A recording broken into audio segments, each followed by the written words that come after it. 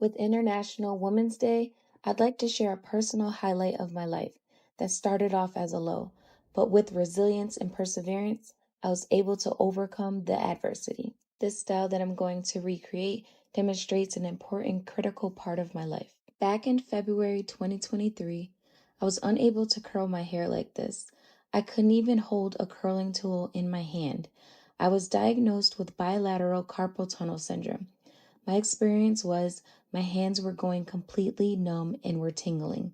Considering my career as a dental hygienist, this had a detrimental effect working in my profession.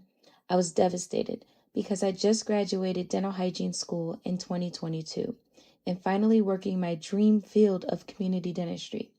Unfortunately, it was a long 9 months after surgery, living in the unknown if I would ever work again in my profession.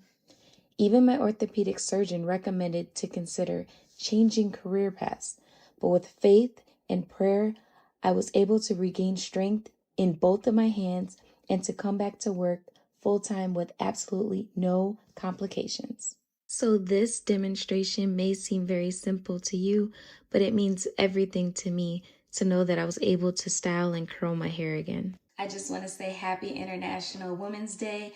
Thank you guys for tuning in to my story.